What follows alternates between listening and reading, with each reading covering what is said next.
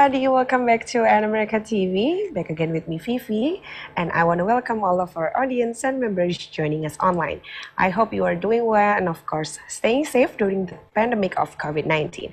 And for those of you guys who are joining for the first time, yes, An America is the U.S. Embassy American Center here in Jakarta, and our mission is to provide a space for young Indonesians to learn more about the United States. And yep, we're temporarily moved to a sole digital platform, but don't worry, you can still enjoy us from the comfort of your own home.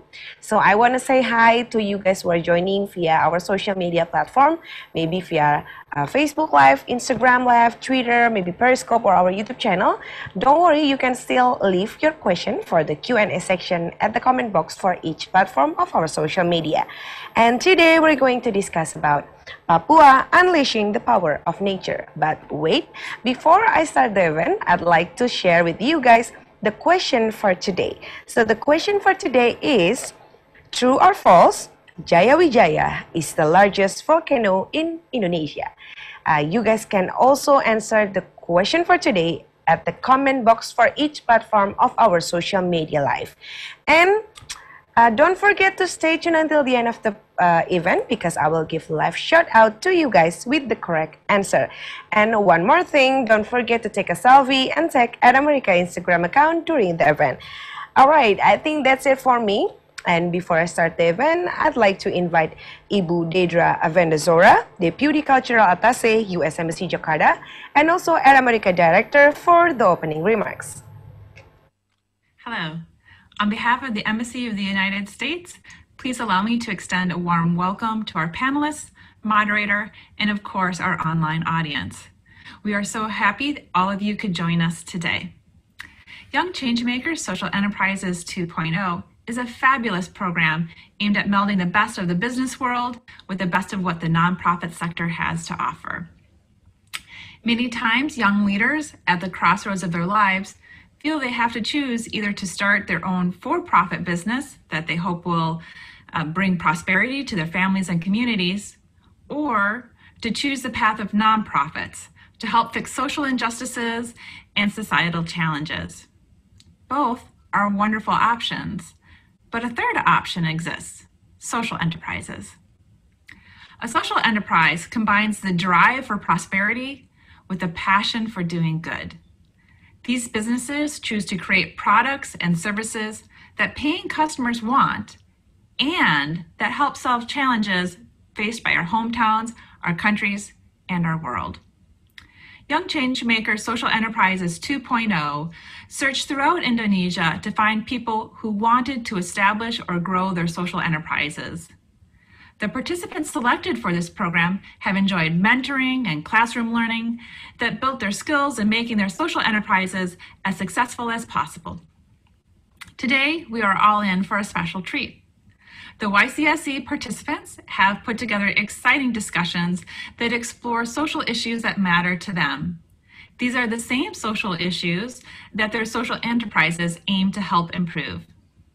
I encourage everyone to be curious, ask questions of our expert speakers, and share your own experiences. We hope you enjoy today's conversation. Thank you, Ibu Deidra, for the warm welcome. And now, let's just start the event. I'd like to invite Mas Ahmad Aziz from YCSE Academy. The floor is yours. Oke, terima kasih Vivi. Assalamualaikum warahmatullahi wabarakatuh. Selamat siang, salam sejahtera, Om Swastiastu, Namo Buddhaya, dan salam kebajikan bagi kita semua. Saya Ahmad Aziz sebagai perwakilan dari Young Changemakers Social Enterprise Academy by An America. Berjumpa lagi, hari ini saya hadir kembali untuk membuka webinar siang hari ini. Bisa ditampilkan presentasinya?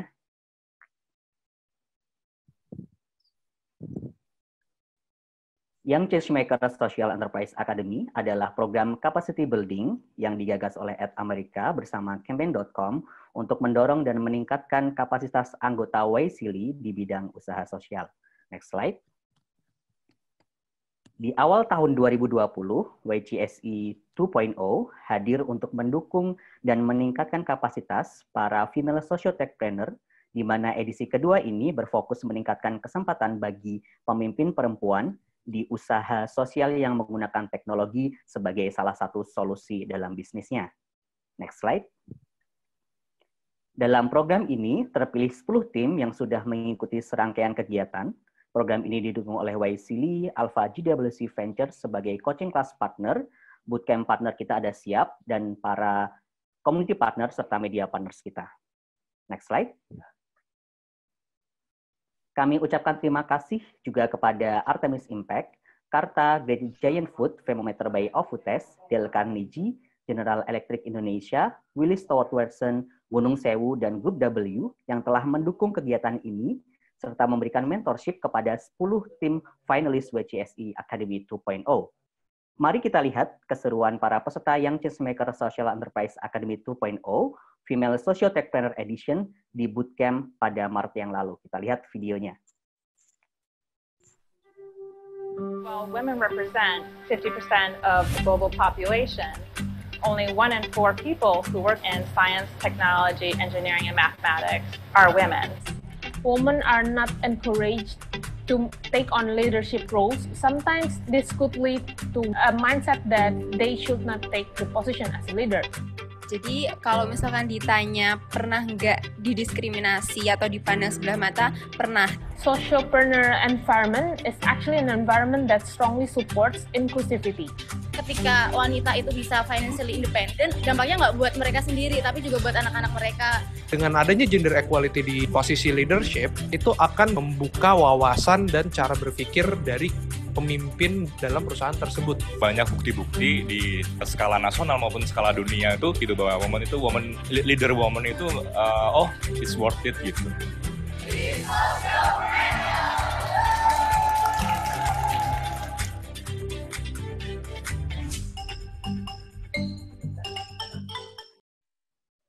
Nah, dan senang sekali di bulan next slide-nya, di bulan Agustus hingga Oktober nanti kita mempersembahkan rangkaian YGSE Be Sociopreneur Online Festival by At America. Next slide.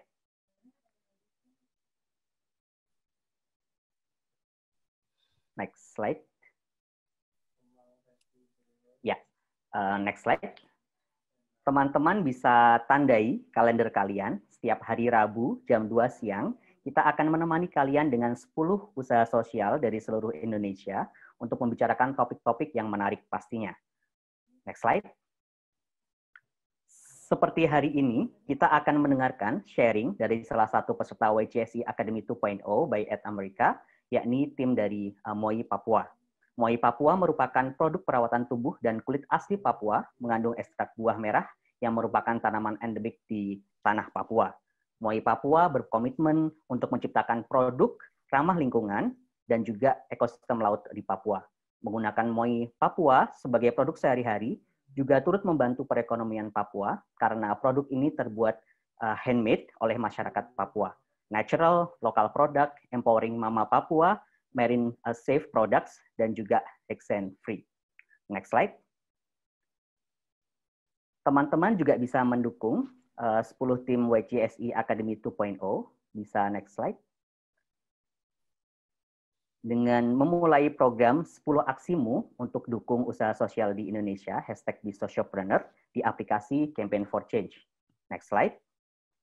Karena dengan menyelesaikan program ini, teman-teman juga berarti telah berdonasi sebesar Rp50.000 kepada tim 10 tim YCSI Academy yang didukung oleh Artemis Impact, Karta, Great Giant Food, dan Thermometer by Ofutes. Untuk lebih jelasnya bagaimana cara mendukung teman-teman ini, kita bisa lihat video berikut ini. Dukung 10 Social Enterprise YCSA Academy 2.0 by At America lewat program 10 aksimu untuk dukung usaha sosial di Indonesia. Hanya di aplikasi Campaign for Change.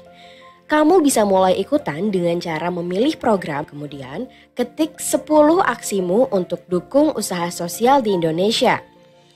Setelah mulai programnya, ikuti 10 challenge-nya secara berurutan. Jangan lupa baca cara ikutan setiap challenge dengan baik ya. Setiap kali kamu menyelesaikan program ini, 10 finalis akan menerima total donasi sebesar Rp50.000 untuk membantu aktivitas mereka. Program ini disponsori oleh Yuk, download aplikasi Campaign for Change sekarang. Nah, untuk kegiatan hari ini akan dipandu oleh moderator kita, yakni Febriani Ronsumbre, seorang business coach dari Many Bobbypreneurs, yang juga merupakan alumni dari Wisely Academic Fellow, program Fall 2018, dengan topik Civic Engagement di Nebraska University. Dia saat ini menjadi business coach untuk Prestasi Junior Indonesia, program pendidikan kewirausahaan pemuda di Jayapura, Papua. Dia juga merupakan co-founder dan CEO dari Many Bobbypreneurs, sebuah organisasi yang fokus dalam memberikan dukungan kepada pemuda Papua dalam mengembangkan bisnis mereka. Kita sapa dulu yuk Kak Febri. Halo Kak Febri. Halo Kak Aziz, selamat Gimana siang. kabarnya Kak Febri? Puji Tuhan baik Kak, gimana kabarnya? Saya juga baik. Oke, acara hari ini saya serahkan ke Kak Febri ya. Silahkan Kak Febri. Baik. Baik, terima kasih Kak Aziz.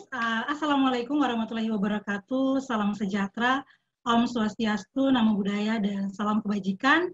Halo, selamat siang bagi kita semua. Perkenalkan, saya Febriani Ronsumbre yang pada siang hari ini bertugas sebagai MC sekaligus moderator yang akan memandu launch event MOI Papua dengan mengusung tema Papua Unleashing the Power of Nature. Sebelum kita mulai dengan sesi materi dan juga presentasi pada siang hari ini, terlebih dahulu mari kita simak bersama penampilan dari Meilani Osok yang akan membacakan sebuah puisi berjudul Woman. Kepada Kak Meilani, dipersilakan. Thank you. Atas permintaan dari MOI Papua, puisi ini kita tulis dalam bahasa Inggris. I introduce my friend here. He will play guitar. He is Nea. Please come here. Halo, baby.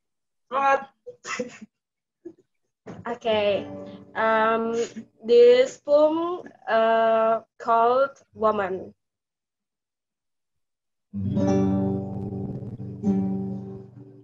Woman, a flower to the earth, a company to the friends, a mother to the child. Woman, she is created to bring life. She works to make life. She rests to give life. A womb to the future, giving back breath to what is dead.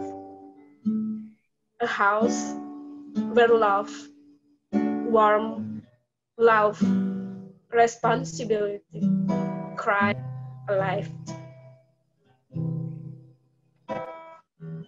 What is life without you? What is house without you? We just couldn't explain it, where even words couldn't describe it. How is world could be if you didn't exist, woman. Thank you. Baik. Terima kasih kepada Meilani dan juga Neas yang sudah membawakan sebuah puisi, dan saya ucapkan selamat datang dan selamat menyaksikan launch event MOI Papua dengan mengusung tema Papua Unleashing the Power of Nature yang dapat disaksikan melalui YouTube channel, Facebook, Instagram Live, dan juga Twitter @Amerika.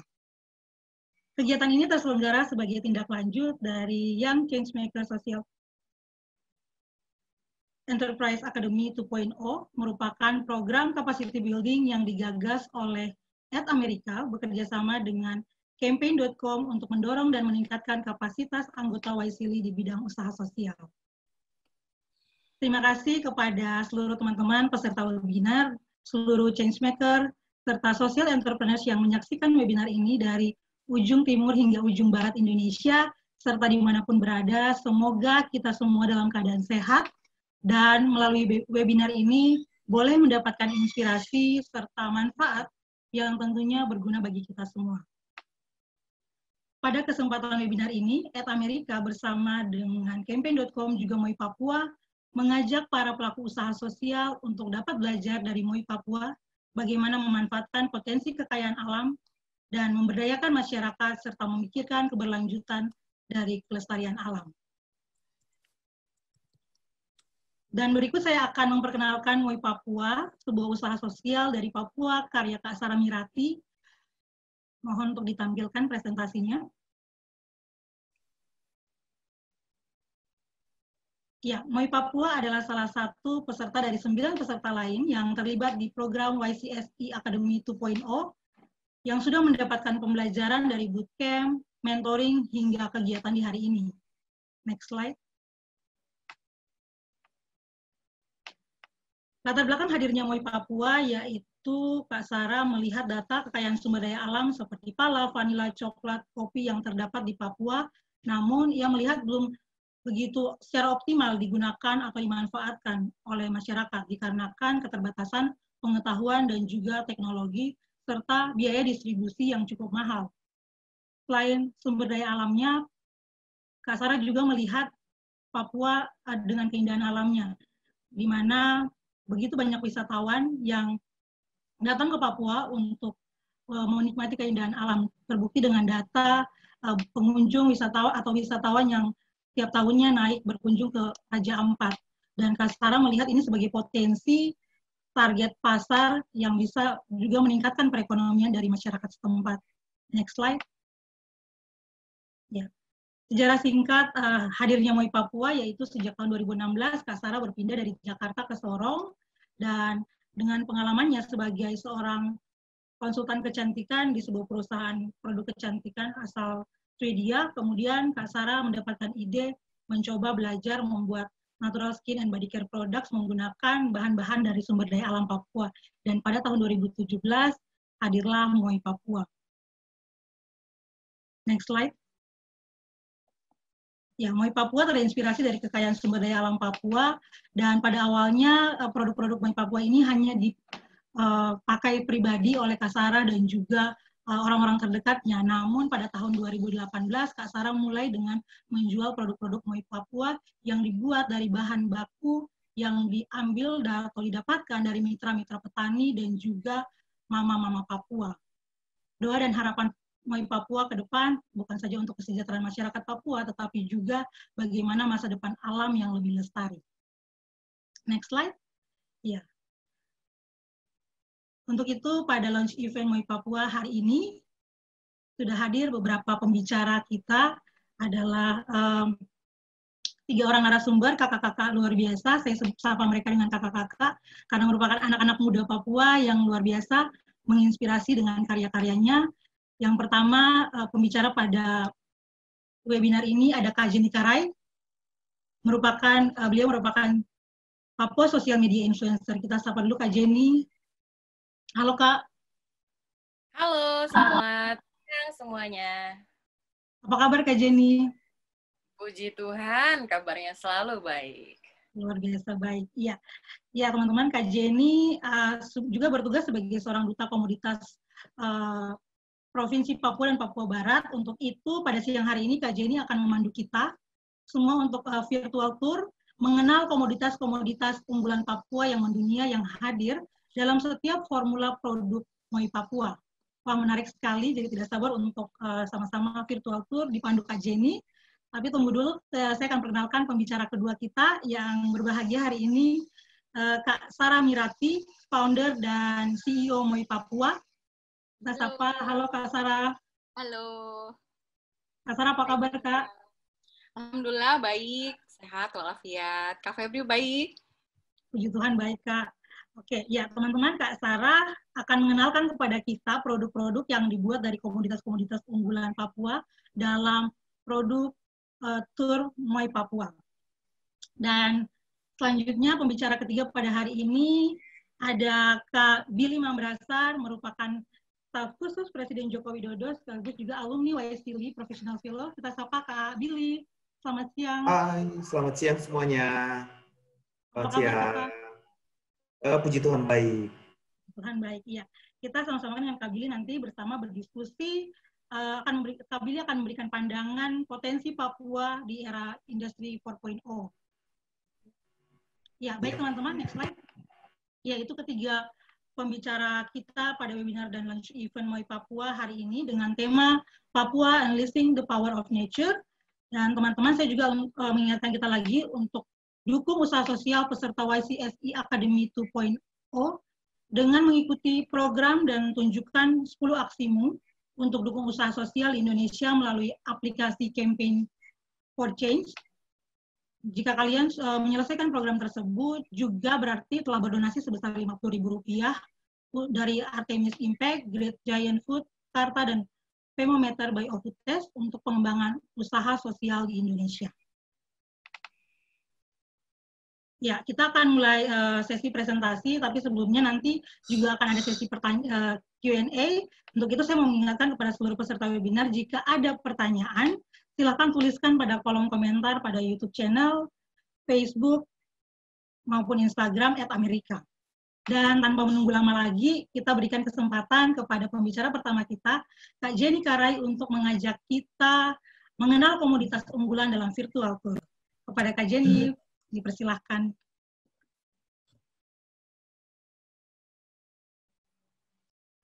Halo semuanya, selamat sore waktu Papua dan selamat siang waktu Jawa.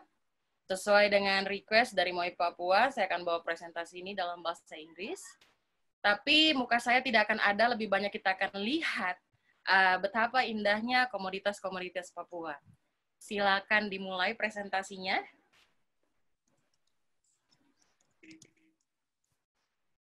Good evening, everyone. My name is Jenny Karai as a Commodity Ambassador for Papua and West Papua Province. I'm your tour guide today to explore the beauty of Papua and West Papua commodities. Next. Welcome to Papua and West Papua Province. The vast tropical forests of the Papuan provinces cover more than 80% of the land area, and they are the third largest contiguous forests after the Amazon and the Congo. They are important assets for the global strategy to prevent climate change and preserve land marine biodiversity. And now, let's see the beauty of coffee. Next. Arabica coffee is grown in the highland of Papua and West Papua, where farmers are almost uniquely indigenous. Roads to the Papuan highlands are necessary to enable companies to set up strong value chain that delivers services to farmers and allows efficient evacuation of Arabica coffee to the port Arabica. Arabica coffee in Papua is transported by air, and the cost of transport is 65% of the total sales value.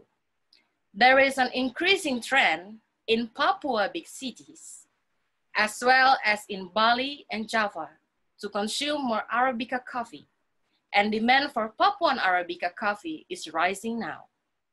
Today, Papua Arabica coffee is sold at $11 per kilo, which is very high even for an Arabica coffee. And now we will move in cocoa. Next. From all value chains proposed, Arabica coffee, nutmeg, and especially cocoa already have a strong connection to many Papuan people. Some people mention that cocoa cultivation started in Yapen Island, then expanded in some other areas, including currently around Jayapura, Ransiki, Manokwari, Selatan, and etc. The Papuan has already adopted this commodity as part of their economic industry. The Indonesian processing industry needs 500,000 metric tons of cocoa beans, whilst Indonesia produced 250,000 metric tons of mostly unfermented beans. The Indonesian industry will readily absorb any beans produced in Tanah Papua. Cocoa will surely provide benefits for the well-being of the indigenous Papuan people. And now, let's jump to see the beauty of green gold or vanilla. Next. Vanilla grows well in Papua agroforestry setting, and the crop seems to fit Papuan farmers' lifestyle. It is well accepted as a crop, especially by indigenous people. Vanilla is a true forest or agroforestry crop. It grows well with other crops and it does not need fertilizer or pesticides, as there are no pests and diseases. And as a result, Papua is a reliable supplier of consistent for high quality vanilla. Vanilla is a very high value crop. You can imagine now, 1 kilo of Papua vanilla is 6.5 million rupiahs. So they call vanilla as a green gold and the most valued commodity from Papua. And now, last but not least, let's move to nutmeg. Next. Nutmeg has been produced for 100 years or more in West Papua. It is a Papuan variety Long John or Myristica argentea. Papua nutmeg is perfectly fit for essential oils and fragrances industry. Papuan farmers like the crop. They are good at hand pollination. Nutmeg, like a vanilla, is a true forest or agroforestry crop. It grows well with other crops and it does not need fertilizer or pesticides, as there are no pests or diseases. And as a result, West Papua is a reliable supplier of consistent for high quality nutmeg in Indonesia. And next,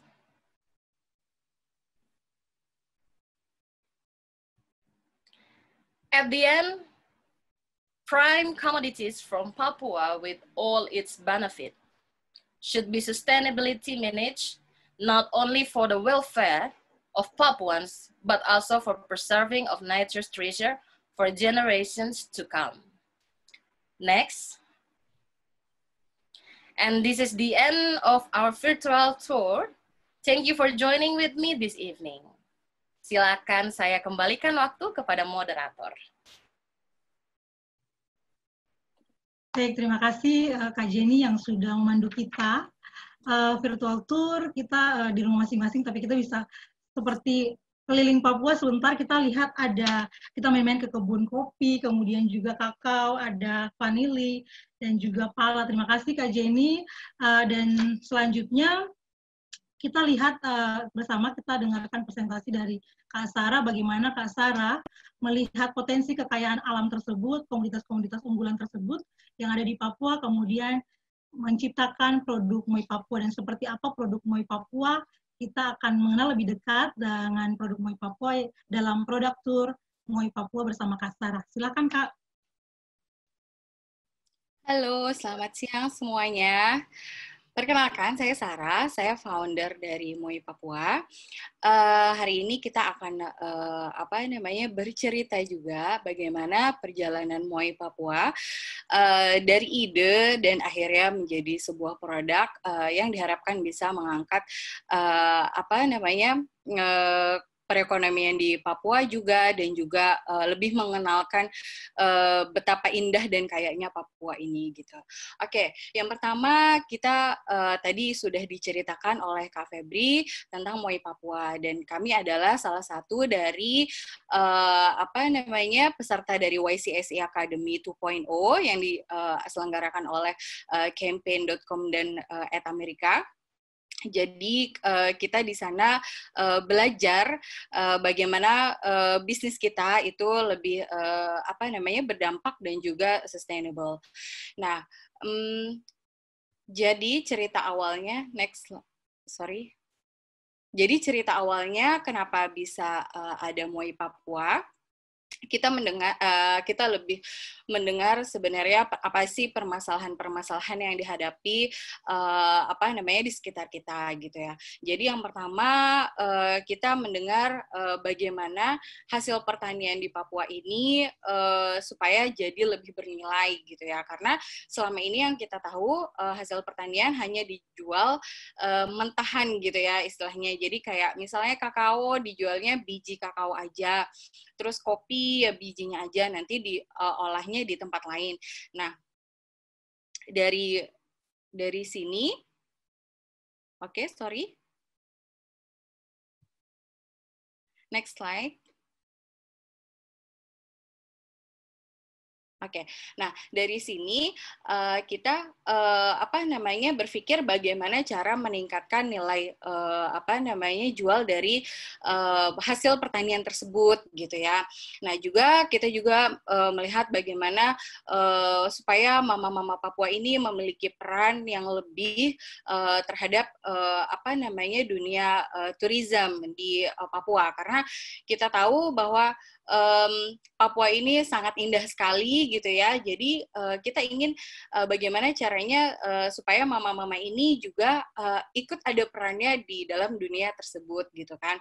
Terus juga kita juga mendengar bagaimana permasalahan yang dihadapi oleh para turis gitu, bahwa mereka itu masih sedikit gitu ya yang tahu bahwa dampak dari kandungan bahan kimia yang mereka gunakan selama berada di Papua gitu kan, itu juga memiliki efek yang besar terhadap lingkungan gitu. Apalagi kalau misalnya kami di Sorong itu dekat Raja Ampat, ternyata kayak penggunaan sunblock itu ada efeknya terhadap koral gitu ya, jadi bleaching koral, dan itu kan sebenarnya merupakan aset terbesar dari Raja Ampat, yaitu keindahan ekosistem bawah lautnya gitu ya. Dan kemudian masalah berikutnya adalah sebenarnya yang dihadapi oleh masyarakat lokal gitu. Kebetulan saya juga tinggal di Sorong, jadi karena iklim di Sorong itu cukup panas gitu ya, terus juga kita itu di daerah timur sulit untuk mendapatkan produk-produk yang natural, itu seringkali timbul permasalahan kulit gitu ya, akibat dari penggunaan produk sehari-hari yang mengandung bahan kimia. Dan juga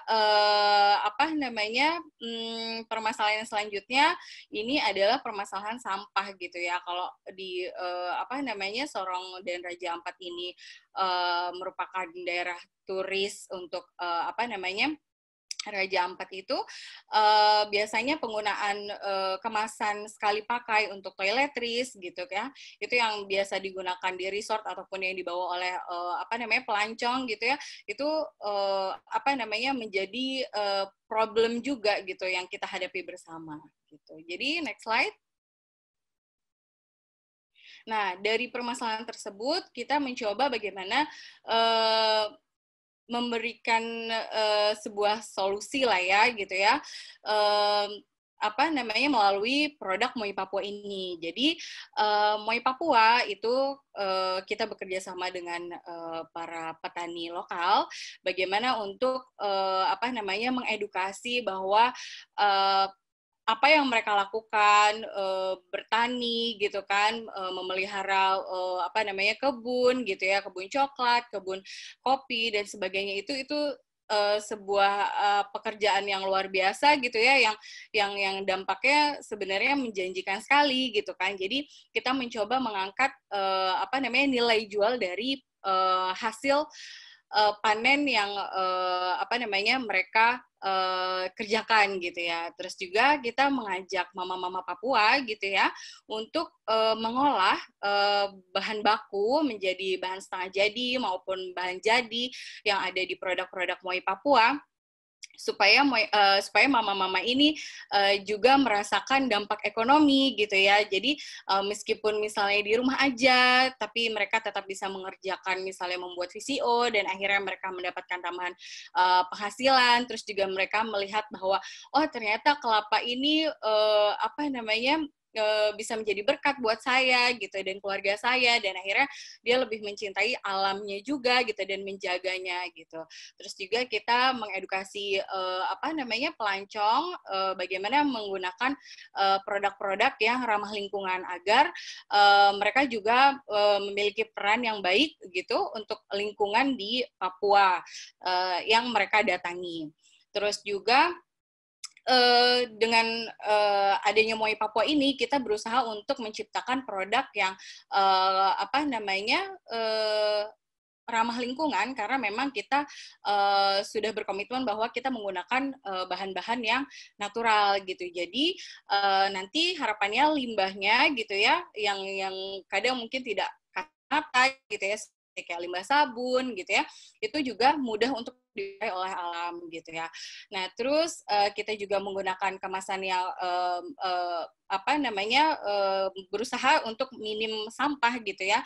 Jadi tidak menambah problematika soal sampah ini gitu. Next slide. Nah, ini dia produk-produk kita. Jadi produk pertama kita adalah natural sunscreen yang bisa kita lihat bersama di layar. Lalu habis itu kita keluarkan VCO gitu ya, virgin coconut oil, lalu berkembang menjadi lip balm, terus juga menjadi sabun batang, sabun cair, hair oil dan sebagainya. Dan teman-teman bisa lihat video selanjutnya ini bagaimana kita membuat sabun yang natural dan ramah lingkungan.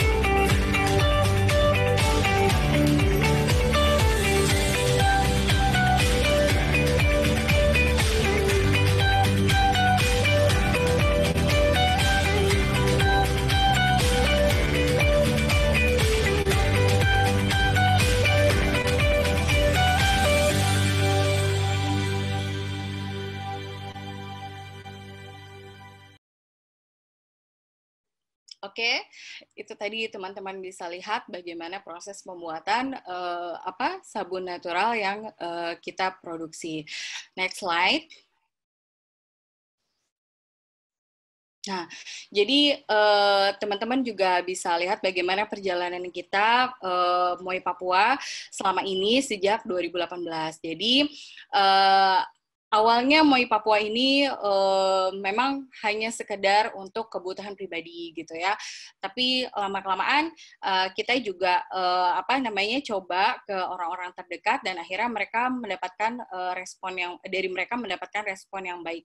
Karena memang saya sebagai orang yang tinggal di Sorong dan juga sebagai seorang ibu yang punya anak kecil gitu ya, terus menghadapi anak yang kulitnya sensitif, cari produk natural di Papua itu sangat sulit sekali. Kalaupun ada, itu mahal gitu ya. Jadi kita bagaimana menciptakan produk juga yang akhirnya masyarakat lokal juga bisa gunakan itu gitu ya.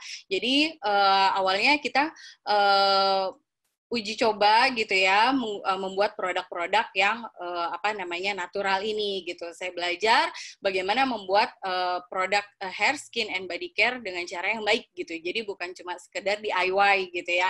Kalau sekarang kan musim pandemi banyak sekali ya resep-resep DIY gitu. Tapi saya belajar bagaimana membuat hair, skin, and body care yang aman gitu ya. Jadi bukan cuma sekedar dipakai sekarang gitu ya, tapi bisa dipakai berkelanjutan. Nah, terus kemudian kita itu sebenarnya sudah bekerja sama dengan mama-mama Papua di Salawati. Jadi kebetulan beliau-beliau ini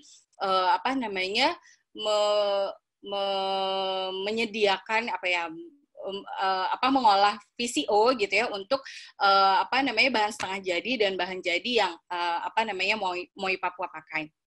Lalu pada saat di Februari kemarin itu kita high level meeting, terus juga ketemu dengan banyak petani-petani gitu ya dari daerah-daerah yang ada di seluruh Papua. Kita berkumpul gitu ya, dan akhirnya kita ketemu petani vanila dan juga petani kakao gitu ya, dan sebagainya, petani nutmeg atau pala itu ya, dan kita berusaha untuk bagaimana bekerja sama untuk supaya mereka itu menyediakan bahan baku untuk produk-produk Moi Papua ini. Nah, terus di bulan Maretnya itu kita baru belajar gitu ya, belajar bisnisnya itu di YCSE Academy. Jadi kita di sana belajar tentang ternyata ada sustainability, ada berdampak dan sebagainya gitu kan. Dan jadi kita tahu ternyata yang kita lakukan ini jadi jangan cuma sekedar soal untung rugi gitu ya, karena bisnis soal untung dan rugi, tapi ternyata soal sustainability, terus juga soal berdampak gitu ya kepada masyarakat sekitarnya. Akhirnya dari situ, berarti kita harus memantapkan bisnis kita bagaimana supaya dampak ini menjadi nyata gitu ya, dirasakan oleh masyarakat di Papua gitu ya. Terus abis itu selama pandemi ini kita berusaha untuk menjalin relasi gitu ya sama social enterprise lain, bersama dengan UMKM lain, bersama dengan NGO, local government gitu ya, supaya kolaborasi ini menjadi lebih kita kerjanya menjadi lebih mudah, dan juga dampaknya bisa menjadi semakin berasa gitu ya. Kalau sendirian kan susah ya gitu ya, jadi kerjanya juga berat gitu ya. Terus abis itu di Agustus kemarin ini kita sudah resmi punya company legal. Jadi kita sudah legal gitu, dan kita menuju untuk legal yang selanjutnya. Oke, next slide.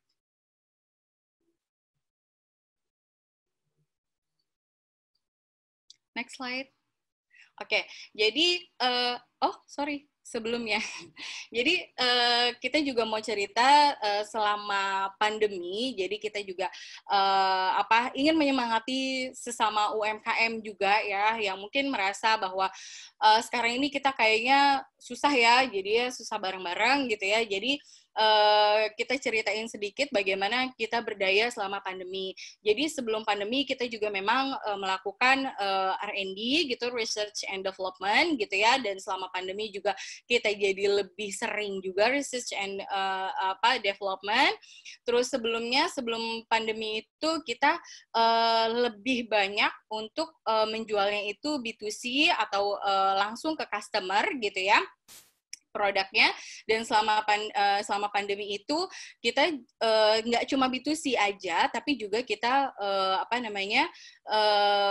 merambah ke B2B gitu ya. Jadi kita memperkenalkan ini bisnis Moi Papua ini kepada bisnis-bisnis lainnya, supaya bagaimana terjadi kerjasama, kolaborasi, supaya lebih berdampak gitu ya. Terus sebelum pandemi kita hanya punya produk yang dipasarkan, yaitu VCO, sunscreen, dan lip balm.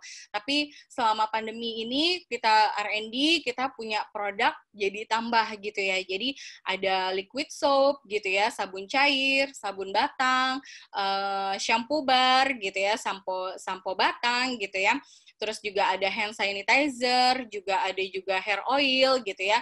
Jadi dari belajar tersebut akhirnya menambah banyak varian produk kita gitu ya, dan juga kita selama pandemi ini juga bisa mencoba ke calon customer gitu, gimana ya masukannya dan segala macam, itu kita jadi punya banyak waktu gitu ya.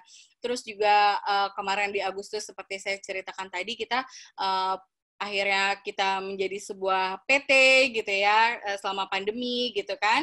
Terus juga kita merekrut tim-tim baru yang diharapkan nantinya bisa membawa MOI Papua ini menjadi lebih baik lagi ke depannya. Terus juga kita akhir bulan ini insya Allah kita akan maju untuk ke BPOM-nya gitu, supaya produk ini lebih bisa dirasakan oleh banyak orang gitu ya. Jadi bisa lebih meluas pemasarannya gitu. Oke, itu dari kami MOI Papua. Terima kasih untuk teman-teman yang sudah hadir mengikuti acara launch event ini. Terima kasih. Baik, terima kasih Kak Sarah yang sudah memperkenalkan kepada kita semua ya bagaimana sejarah awal mulanya Kak Sarah bersama MOI Papua yang melihat masalah yang terjadi, kemudian bagaimana berpikir akan dan sadar akan potensi, baik potensi dalam diri maupun potensi yang ada di alam sekitar atau lingkungan sekitar juga masyarakat, kemudian menciptakan produk natural yang tidak hanya bagus dan bermanfaat untuk manusia, tapi juga bagaimana bisa memikirkan aman untuk lingkungan gitu. Dan ya, selanjutnya kita akan mengundang pembicara ketiga, yaitu Kak Billy Mambrasan. Sebelumnya saya juga mengingatkan kepada teman-teman untuk jika memiliki pertanyaan dan mau tahu lebih apa yang dibahas oleh pembicara tadi, silakan menuliskan pada kolom komentar pada YouTube channel, kemudian Facebook ataupun Instagram, dan akan dibahas bersama ketika sesi Q&A. Ya, kita undang lagi Kak Billy Mambrasan. Halo Kak Billy. Halo, selamat siang. Yang kakak, iya.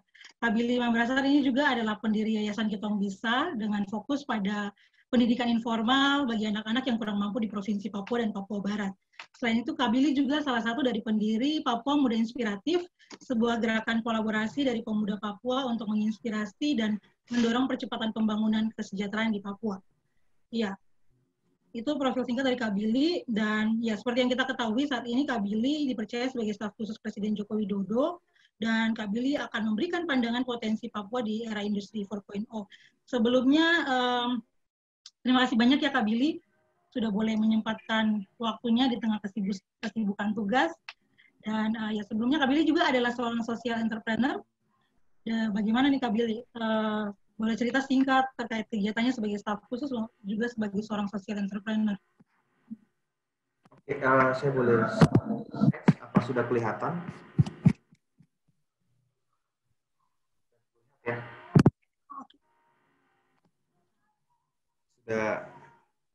Sudah terlihat slide-nya? Sudah ya.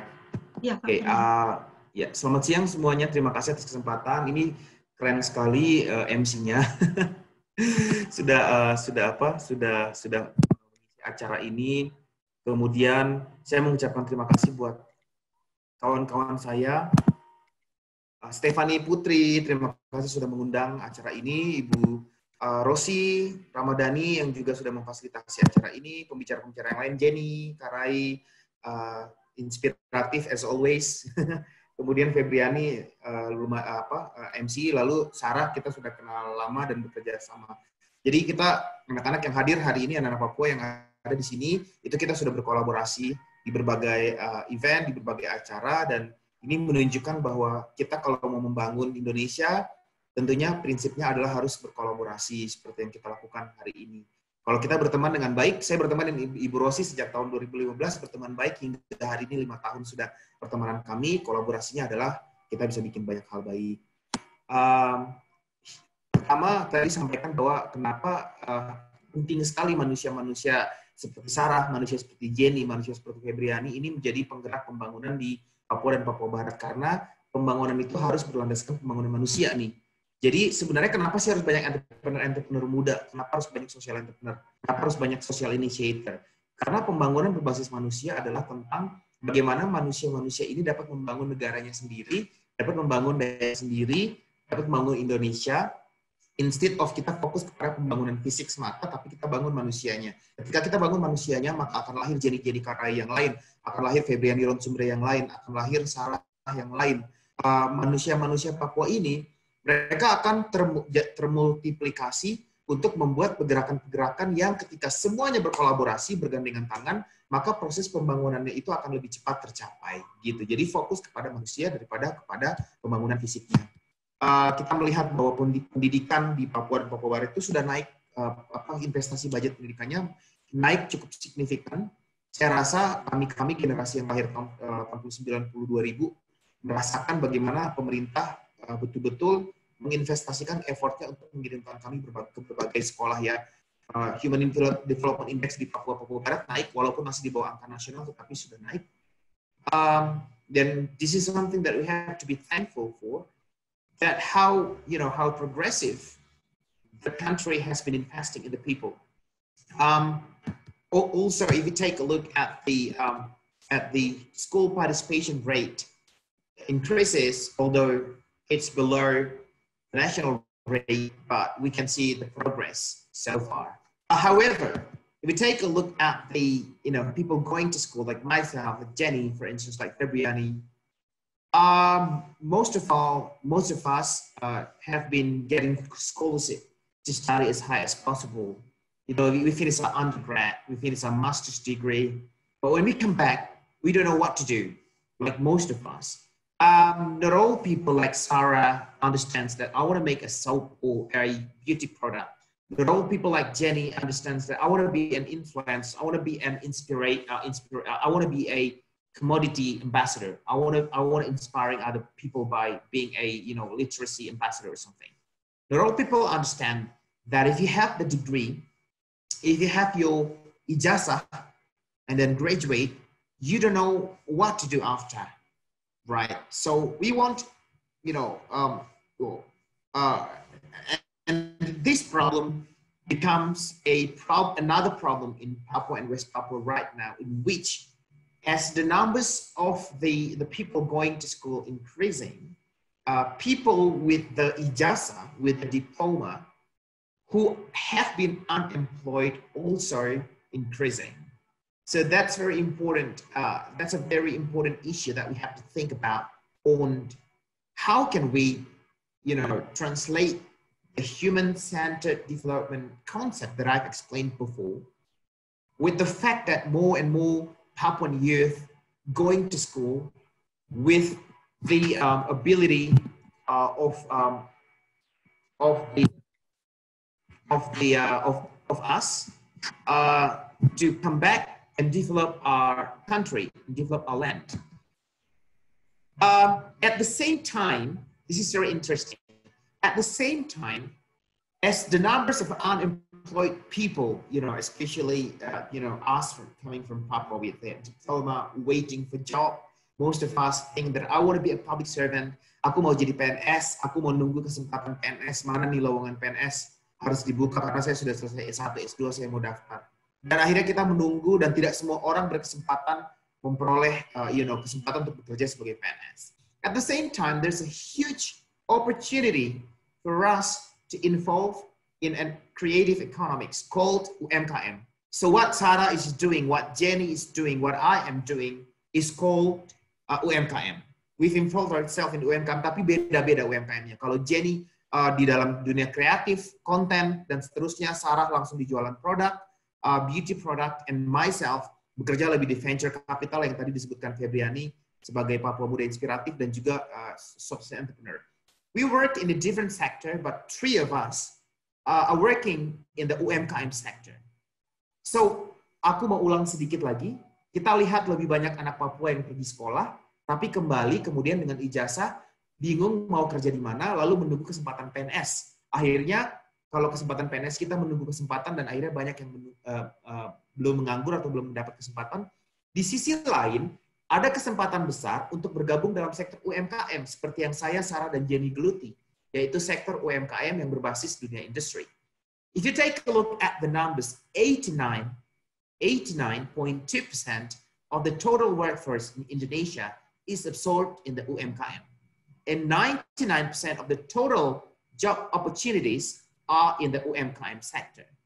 So this is a huge opportunity for us, young waiting for the jobs to, instead of thinking that how can I be a PNS, how can I work for other people, Instead, mari kita join ini kepada kesempatan yang luar biasa untuk bergabung dalam sektor UMKM.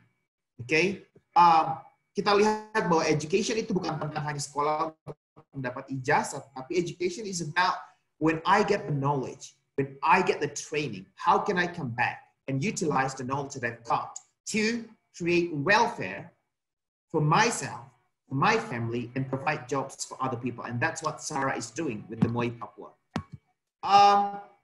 And that was actually the background of me and my friend to start this Papua Muda Inspiratif movement.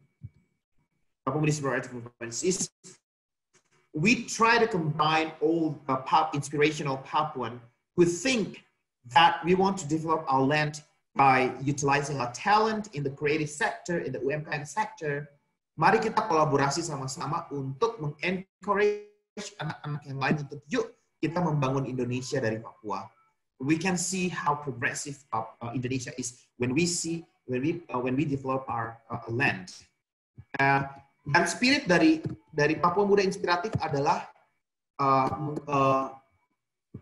kita ingin agar nih teman-teman pasti tahu, everybody knows this wonderful inspirational figures of Indonesia, Nadiem Makarim, Ahmad Zaki, Muhammad Al-Fatih Timur yang membuat kitabisa.com, Aris Widyasa yang membuat Agatha Studio.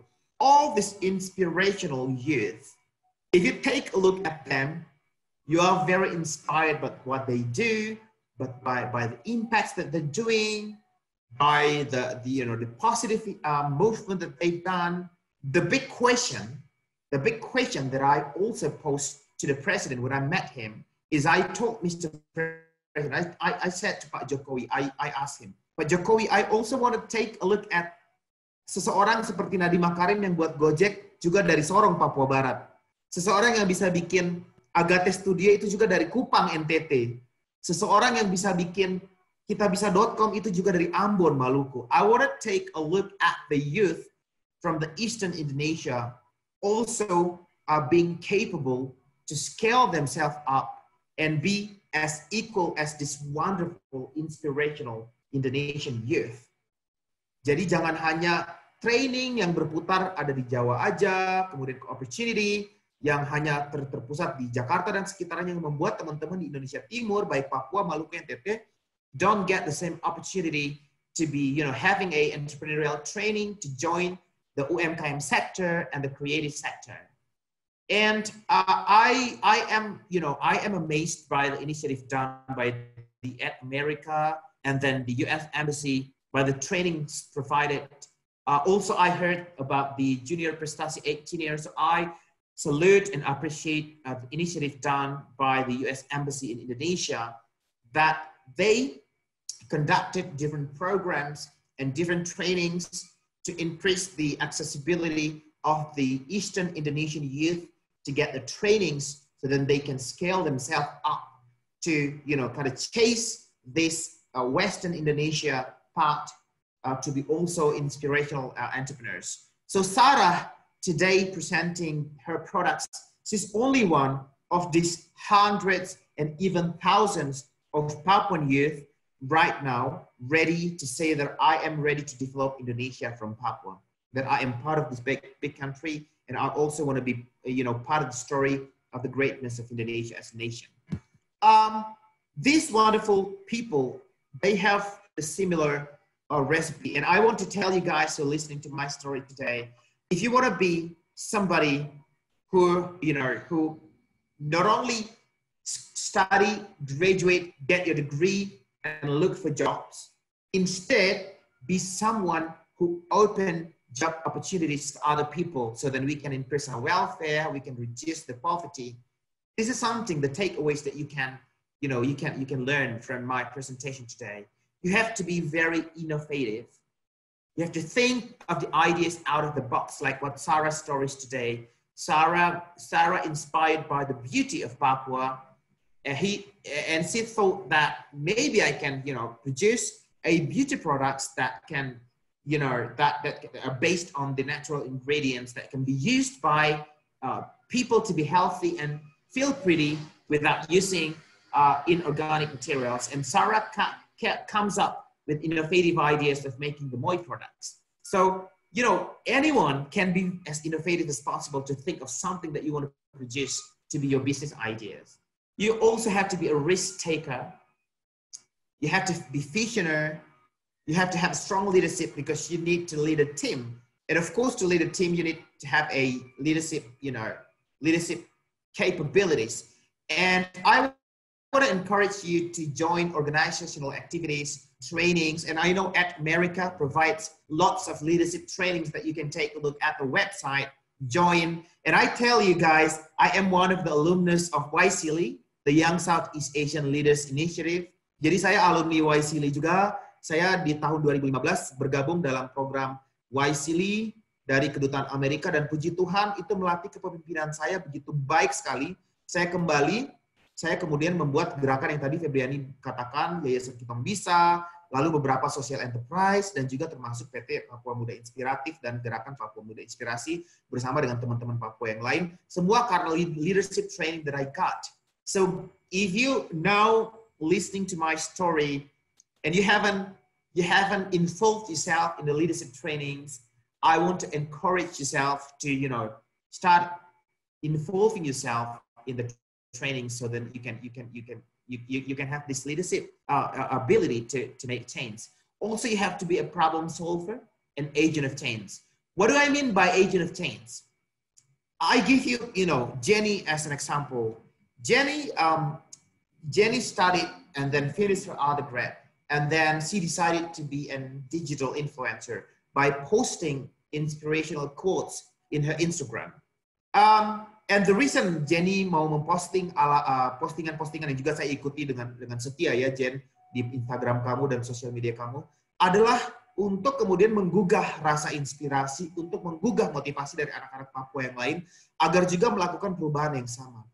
Artinya ketika Jenny selesai S1 bahkan S2, setahu saya saat ini sedang menyelesaikan S2-nya di Jawa Tengah, Jenny tidak berpikir bahwa oke, saya mau jadi seorang sukses untuk diri saya sendiri saja dengan gelar saya lalu mencari pekerjaan dan sekian dan terima kasih. Enggak. Jenny is trying to do something by being a digital influencer, posting quotes, making, you know, talks, inspiring other people. That's what we call agent of change. Orang-orang yang mau merubah orang lain, yang tidak berpikir akan dirinya sendiri. So I want to encourage you guys to be agent of change. Saya juga yakin Febriani Ronsumbre memutuskan untuk menjadi MC saat ini, pasti, aduh jadi MC, pasti gugup, pasti deg-degan. Karena saya kalau disuruh jadi MC juga nggak mau. Tapi you guys cannot imagine when you see someone with a pretty face, a curly hair, with a dark skin, talking confidently in front of these hundreds of participants today. It is an agent of change. Maybe you think, cuman MC doang, cuman bicara-bicara, begitu saya juga bisa, you know.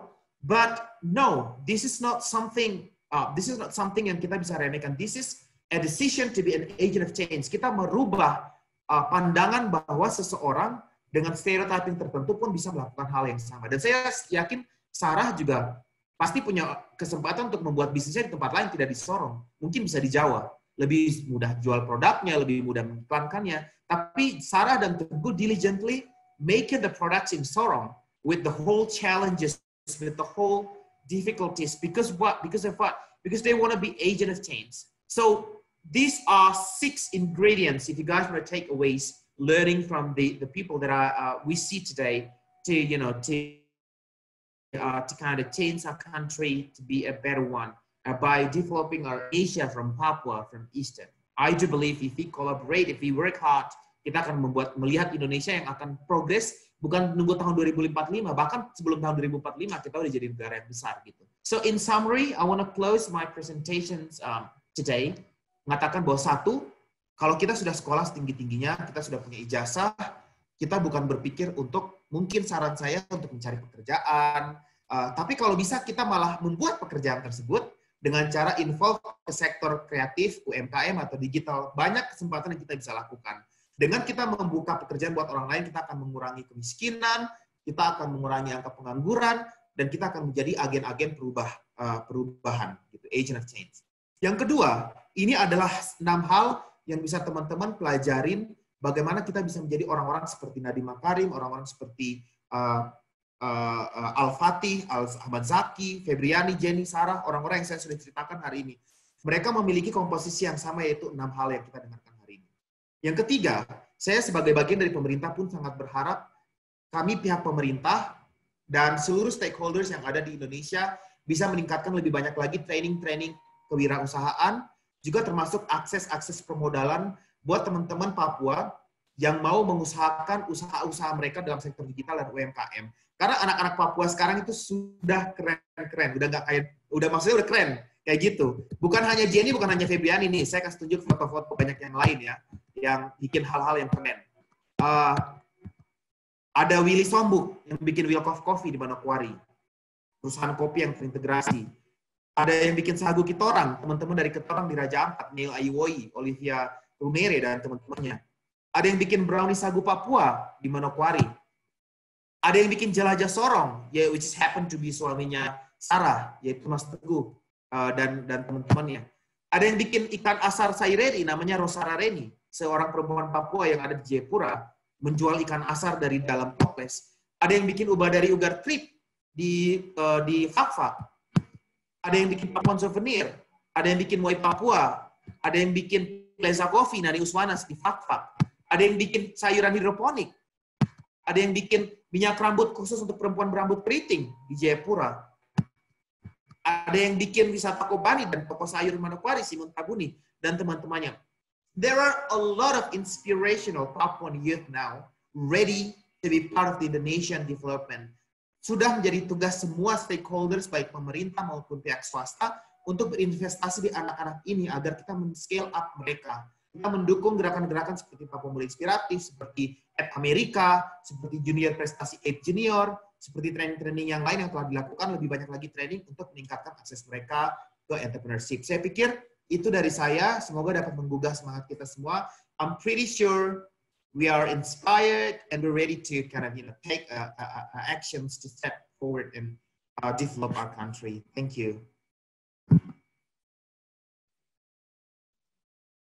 Ya baik, terima kasih Kakak Billy Mambrasar. Aduh, luar biasa sekali. Kakak Billy membawakan presentasi yang begitu menginspirasi. Bagaimana tadi dari awal Kak Jenny sudah ajak kita melihat keindahan alam Papua. Kak Sarah sudah mengajak kita bagaimana melihat keindahan alam itu dan potensi itu menjadi sebuah produk yang bermanfaat, juga ramah terhadap lingkungan. Dan Kak Billy memperkenalkan kepada kita juga tentang bagaimana anak-anak muda di Papua yang juga harusnya berperan, berkolaborasi untuk bisa memiliki mindset entrepreneur, tidak hanya menyelesaikan pendidikan, kemudian tunggu menjadi PNS, tapi bagaimana mau juga menjadi entrepreneur, dan sudah ada contoh-contoh nyata di sekitar kita, yang tadi sudah Kakak Billy perkenalkan. Ya teman-teman, saya mau ajak kita lagi untuk sama-sama ketika punya pertanyaan, boleh mengetik di kolom komentar, baik di Facebook, YouTube channel, Twitter maupun Instagram @Amerika, dan ya kita akan masuk dalam sesi tanya jawab bersama ketiga orang pembicara kita pada siang menjelang sore hari ini. Ya, mungkin pertanyaan pertama buat Kak Sarah. Ya, Kak Sarah. Kak Sarah mengikuti sebagai salah satu peserta YCSE 2.0. Bisa cerita Kak Sarah pengalaman Moi Papua selama kegiatan yang Changemaker Social Enterprise Academy ini yang Kak Sarah sudah ikuti bersama tim Moi Papua? Oke, jadi kita tuh kayak ngerasa beruntung sekali ikut YCSE Academy karena memang ketika saya membangun Moi Papua ini awalnya saya hanya fokus kepada produk gitu ya. Tapi kan kalau kita mau ngomongin dampak itu kan kita harus lebih luas lagi dan bagaimana lebih berkembang gitu kan, dan bagaimana kita membawa Moi Papua ini menjadi bisnis yang profesional gitu kan. Dan akhirnya di YCSE Academy ini saya belajar banyak hal gitu ya, bukan cuma soal bisnisnya aja gitu ya, tapi bagaimana keberlanjutan dan juga soal dampak kepada masyarakat. Itu sih yang lebih kerennya itu, gimana membawa dampak itu. Ya, kalau benefit yang paling dirasakan selama YCSE Academy ini apa, Kak? benefitnya ilmu-ilmu yang saya tadinya nggak tahu sama sekali karena saya memang background-nya itu teknik kimia dan juga pengalaman bekerja itu nggak ada, maksudnya ibaratnya soal bisnis itu nggak banyak gitu ya, dan akhirnya di YCSC Academy ya benefit untuk bagaimana saya harus melakukan hal-hal yang lain gitu supaya bisnis ini lebih berkembang dan juga lebih banyak dikenal orang, jadi dan akhirnya memberikan manfaat yang lebih banyak gitu. Ya, luar biasa sekali ya Kak, dengan program YCSI ini Kakak juga akhirnya bersama dengan MOI Papua semakin bertumbuh dan berkembang dan hari ini kita bisa sama-sama menikmati produk-produk dari MOI Papua ya. Ya Kak, boleh dong Kak ceritakan, Kak Sarah ini kan mengambil produk atau bahan-bahan bakunya ini dari Papua. Nah kemudian di mana sih Kak Sarah memproduksinya? Oke, jadi dari kita ini sebenarnya awalnya berarti yang pertama banget kita lakukan adalah yang paling mudah, kita bekerja sama dengan masyarakat lokal di Pulau Salawati. Jadi salah satu pulau besar di Raja Ampat. Di sana itu banyak sekali pohon-pohon kelapa gitu ya, dan kebetulan orang terdekat kami, kerabat kami tinggal di sana dan tanya gitu, dan mereka sering gitu loh supply kelapa ke daerah Sorong gitu. Saya tanya kalau misalnya harga kelapa itu biasanya kalau dijual berapa gitu, dan akhirnya oh ya kalau gitu ayo kita buat VCO gitu. Nah dari situ mulai VCO, dan untuk produk-produk lainnya seperti vanilla, pala gitu ya, terus juga coklat, itu biasanya kita bekerja dengan para petani atau misalnya kelompok-kelompok tani gitu, bagaimana mereka memberikan bahan baku yang terbaik untuk diolah menjadi produk-produk seperti cocoa butter, nutmeg butter gitu ya, dan juga kalau vanilla kita masih pakai bijinya, jadi kita gunakan secara bijinya aja gitu. Jadi seperti itu, dan kalau dari tantangannya sendiri sih sebenarnya karena distribusi gitu ya yang cukup biasanya menjadi PR gitu, karena memang biaya distribusi ini juga nggak murah gitu ya, tapi kalau kita jalan terus gitu ya pasti ada jalannya gitu aja gitu. Jadi mungkin awal-awal menjadi tantangan gitu ya, tapi kedepannya pasti akan ada jalan bagaimana itu menjadi mudah begitu. Baik, Kak Sarah, ini ada pertanyaan dari Arga Gemaridala melalui YouTube channel. Kak Sarah, gimana cara boost sales-nya selama pandemi, dan apa ada spesifik channel yang tiba-tiba banyak membeli produk MOI Papua? Oke. Jadi bagaimana cara meningkatkan sales ya? Jadi tadi kan saya sudah cerita. Jadi sebelum pandemi dengan sesudah pandemi. Jadi sebelum pandemi kita banyak B2C karena memang kita banyak menyasar ke turis-turis yang ke Raja Ampat. Nah, terus setelah pandemi akhirnya semua dirumahkan. Nah, kita mulai bagaimana caranya ke business to business gitu ya. Jadi kita mengenalkan MOI Papua ini kepada bisnis lain gitu, bagaimana berkolaborasi, dan akhirnya banyak yang misalnya kita mengeluarkan produk hand sanitizer dan akhirnya mereka membeli dalam jumlah yang tidak sedikit gitu kan, dan akhirnya itu kan meningkatkan sales gitu kan. Terus udah kayak gitu untuk produk-produk lainnya seperti kita keluarin kayak sabun cair gitu ya. Kita membaca situasi dan kondisi aja, lagi pandemi kayak gini kira-kira produk apa yang tetap menjadi produk pokok begitu yang orang-orang pakai terus gitu meskipun di rumah aja. Jadi kita ke sabun cair gitu kan, supaya orang bisa mudah untuk cuci tangan di mana saja, kapan saja gitu kan. Terus juga kita sering ngobrol sama customer gitu. Jadi kita tanya kira-kira kamu mengharapkan produk apa sih dari MOI Papua ini gitu, dan akhirnya kita punya Michaela Hair Oil, jadi minyak rambut yang pakai cocoa butter dan juga vanilla asli Papua gitu kan. Terus sudah ada minyak rambutnya, terus apalagi ya kira-kira, diajak ngobrol aja gitu customernya gitu. Jadi ada ide-ide baru dan sebagainya gitu. Jadi seperti itu. Baik Kak Sarah, ya semoga terjawab untuk pertanyaan yang diberikan oleh Kak Arga. Dan selanjutnya saya juga mau ajak Kak Jenny sama Kak Billy, kita boleh diskusi lagi. Ini ada pertanyaan juga dari YouTube channel At America, dari Kak Reno MA. Ini bertanya nih, bagaimana cara mengarus utamakan segala kabar baik dari Papua agar lebih sering muncul di media massa? Karena selama ini media massa terkesan memframing Papua hanya dengan berita-berita buruknya saja. Jadi kan tadi Kak Jenny sudah bagaimana menampilkan kekayaan alam Papua, Kak Billy juga sudah menceritakan bagaimana sekarang gerakan anak muda di Papua berkolaborasi. Nah, kita Kak Billy dan Kak Jenny mungkin bisa menjawab pertanyaan ini. Kayak mungkin Jenny dulu kalau udah bagian pemberitaan media. Ya, boleh Kak Jenny, silakan. Makasih Kak Billy. Ya, kalau untuk tentang media, memang kalau prinsip dari berita bahwa kalau anjing gigit presiden itu nggak menarik. Tapi presiden gigit anjing itu menarik. Ini contoh saja ya. Bahwa kalau di media, berita buruk selalu jadi hal yang menarik.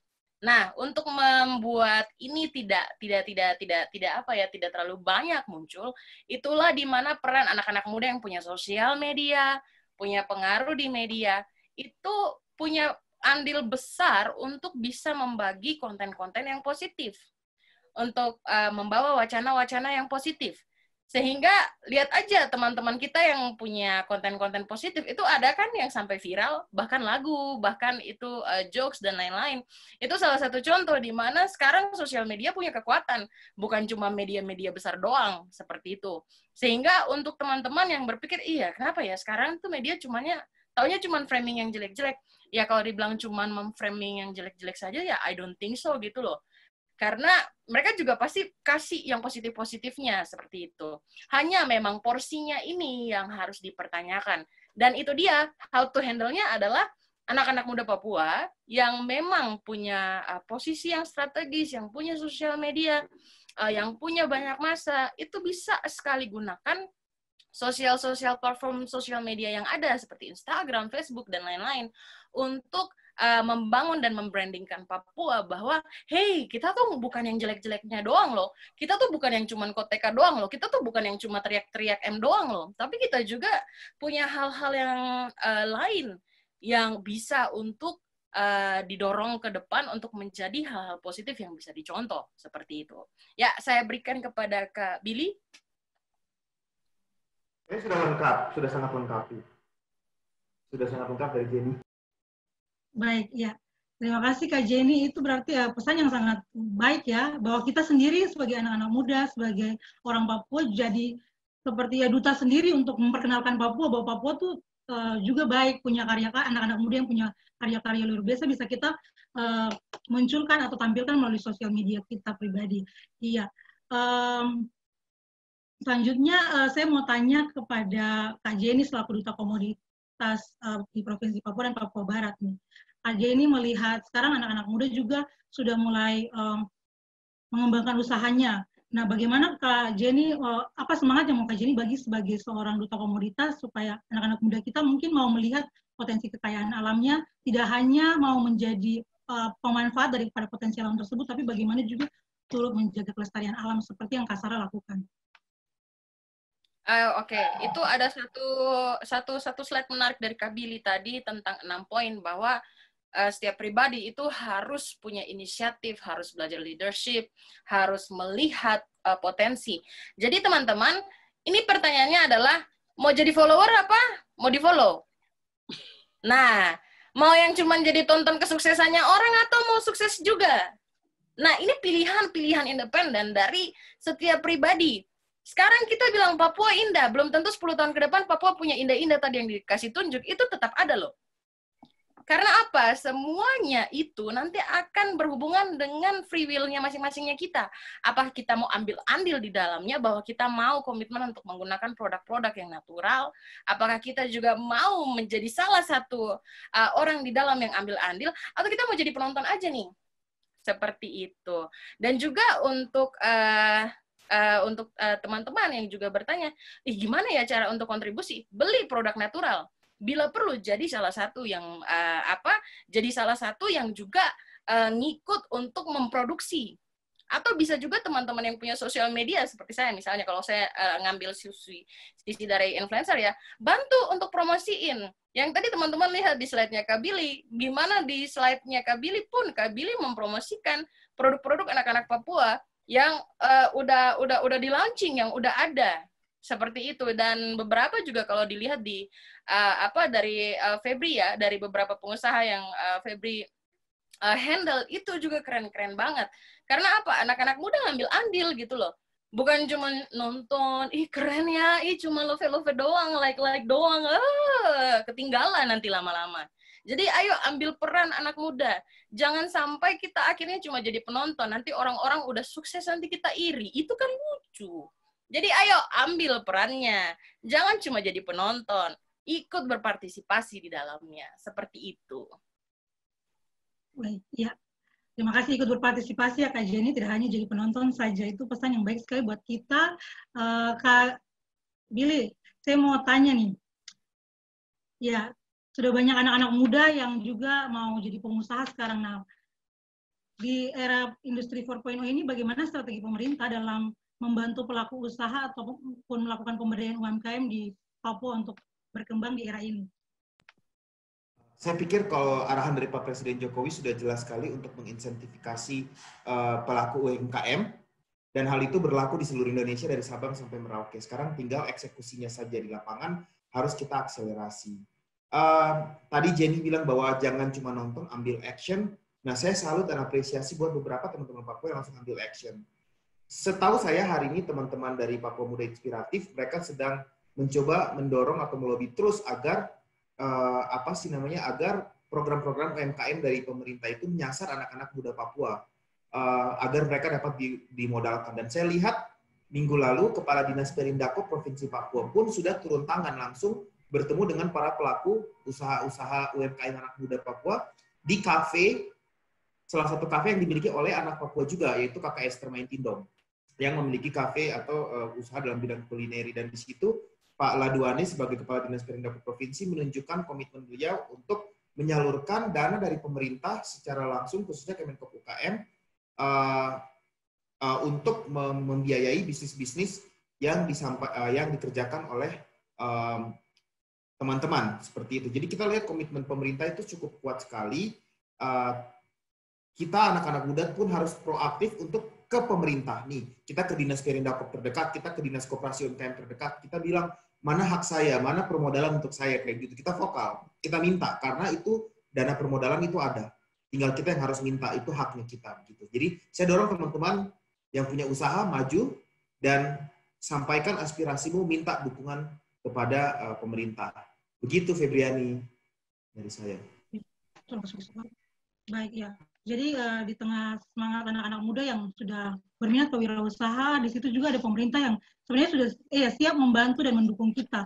Sehingga bagaimana kita mau datang ke pemerintah, mau menanyakan apa yang menjadi hak kita yang bisa pemerintah dukung untuk pengembangan usaha. Itu informasi yang baik sekali untuk teman-teman pemuda yang berminat kewirausaha. Kalau saya bisa sampaikan di Kemenkop UKM, itu yang turun melalui Perindakop UKM, itu ada beberapa jenis pendanaan. Salah satunya adalah pertama wirausaha pemula, itu diberikan dana gratis hibah, tapi modalnya jumlahnya kecil.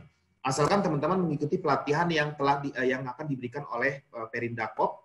Setelah mengikuti pelatihan tersebut, teman-teman akan mendapatkan dana hibah. Itu opsi dari pemerintah. Opsi dari luar pemerintah pun seperti programnya Febriani, seperti programnya Waisili, ini kan program-program bagus juga untuk bisa disasar. Lalu ada program berikutnya yang dananya lebih besar, namanya LPDB. Itu pemberian pendanaan untuk modal yang lebih besar lagi selama bisnis kita itu profitable, tapi itu kita pinjam, kita nanti mengembalikan tapi dengan bunga yang lebih kecil. Jadi itu dua contoh dari beberapa produk yang pemerintah sediakan untuk teman-teman yang mau melakukan wirausahanya.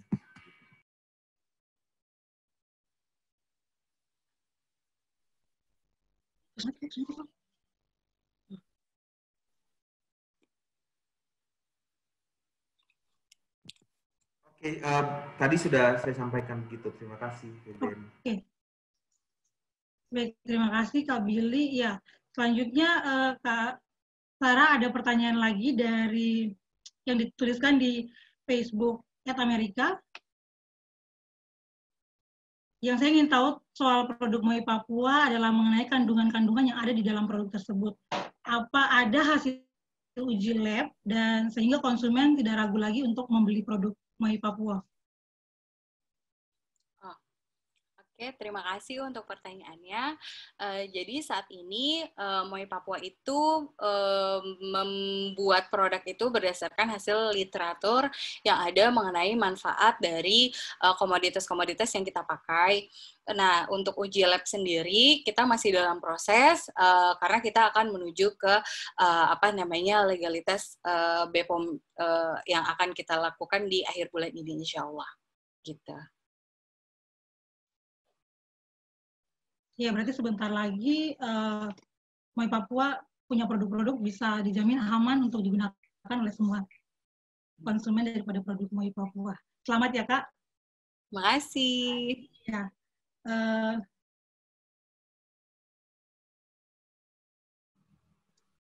Baik, lanjut lagi dengan Kak Billy Mambrasan, mau tanya nih, Kakak punya